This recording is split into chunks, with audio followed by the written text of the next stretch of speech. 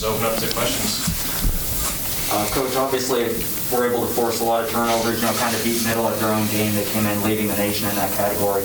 What was the biggest key in that, and how much did you see that being the difference here today for you guys? Well, that was all the difference. We kind of flipped the script on them. I mean, going into this game, that's all we talked about all week is, they're leading the country in creating turnovers, and we go out there and I think we got 7. So, that was a fantastic job by our defense, and really, it was easy offensively most of the night just because of where our ball position was on the field, and defense did a fantastic job, and that was just great to see because we were focusing all week on, hey, protect the ball, don't give them the ball, and to come away with 7 turnovers was awesome.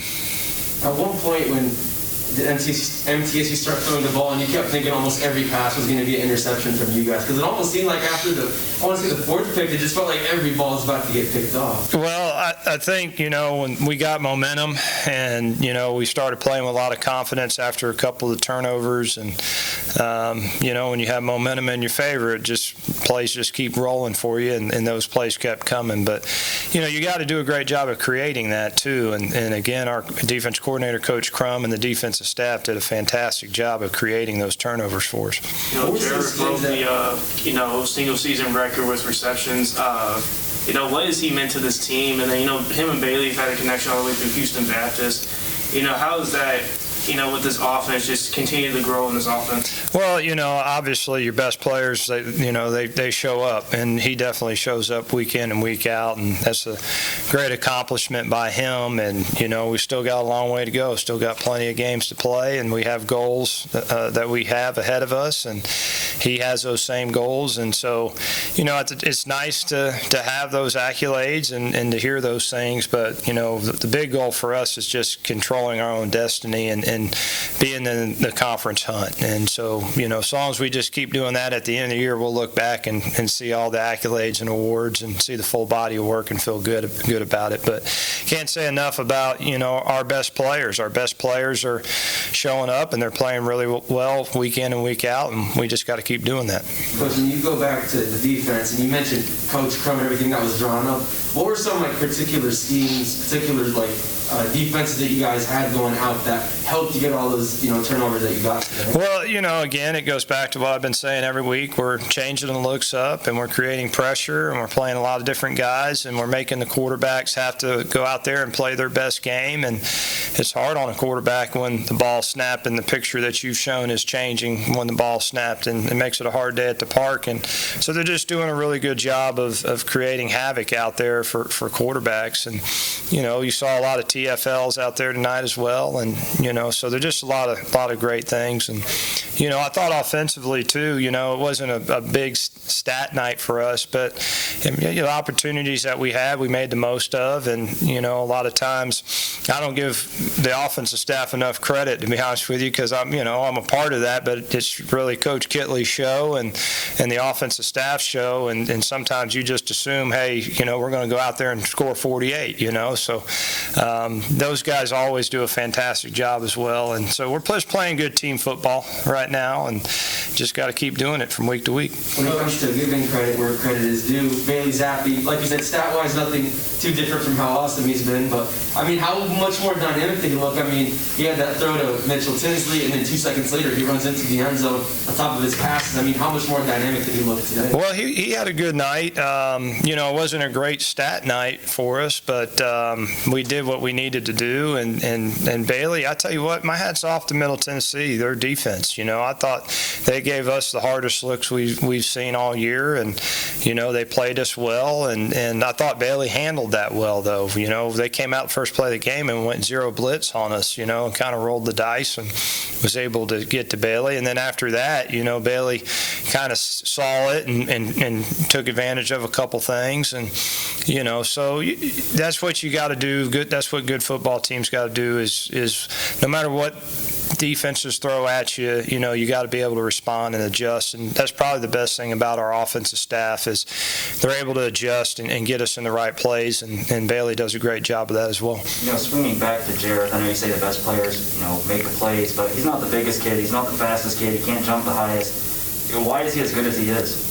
Well, I think he'd probably disagree with you. He'd probably say I may not be the biggest kid, but I jump high and run fast. But no, I'm messing with you. But players make plays, and some guys have an it factor. And, it's not about being the biggest guy. It's about being a playmaker. And when the lights turn on, he shows up and he balls out. And that's what you're supposed to do. And I think he has a passion for the game that, he's the hardest working guy out there, and there's guys that work just as hard, but he really hones his craft and all the little details, he focuses on those things, and he elevates the players around him.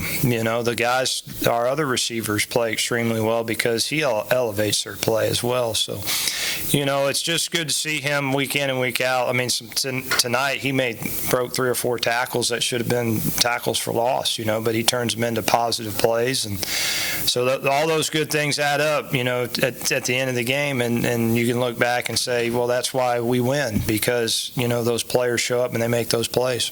Coach, we talked about last week how, against Charlotte, it felt like a complete team game. This really felt like it was another team game. Did you have that same exact feeling? I did, but I think it was more of a defensive domination night. 7 turnovers is outstanding. So, offensively, where we're getting the ball, it's just don't screw it up. You just go out there and you're going to score points if you don't screw it up. So it made it a very easy night for us offensively, and that's what you want to have to be at the end of the day. If you ask me, hey, what's the perfect game, is, hey, the defense goes out there and totally dominates and makes it easy on your offense. And when you have a really good offense, and the pressure's not on them to go out there and score every time, and to get defensive scores like we did, that was huge. And we just talk about all the time about stack a little wins. You just keep stacking those little wins up, and good things are going to happen. And as long as we stay in control of our destiny, that's all that matters. How many more good things happen when you keep stacking up those little wins? Well, we just keep stacking them, and good things happen. At the end of the day, I think our team's in a good place, and we got to go back on the road, and we're going to have a tough opponent in Rice, and so we got to go out there and make it happen again. During this 4-game winning streak, 3 of those games, kind of some uncertainty about who you would face opposing quarterback-wise. Borgenschlager at FIU was the only regular starter that you guys faced. What does that say about the preparation of the defense and, being able to put up numbers when you don't exactly know what to expect? Well, it says a lot about, our defense knows. Let me say this. Our defense is very disciplined defense, and so it really shouldn't matter what quarterback plays, but it does put a little stress on you because you just don't know, here's a new guy, and how's he going to play, and is he going to make a difference? And I really felt like the 2 quarterbacks that played tonight were very similar to the starter that Middle Tennessee had, so the offense really stayed the same for them. I just feel like defensively we got pressure to the quarterback. We made him throw it to us. I think the quarterback at times was flustered and confused about the coverage, and that's what the defense does. It imposes their will on people, and it really shouldn't matter who the quarterback is. As long as you're playing good defense and you do what you do, you'll be fine. Did Coach Crum get the game ball again today? No.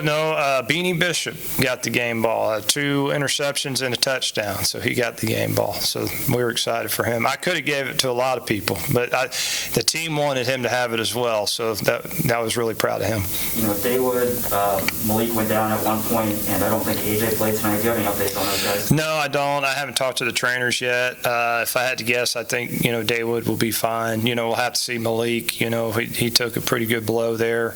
I would think AJ's back next week. He just was very close to being ready for this game, but just wasn't quite there.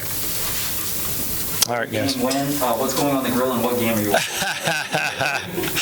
It's a big wings night for me. Big wings night. It's cold in there, too. I'm a big soup guy, so we'll have a pot of soup on there, too.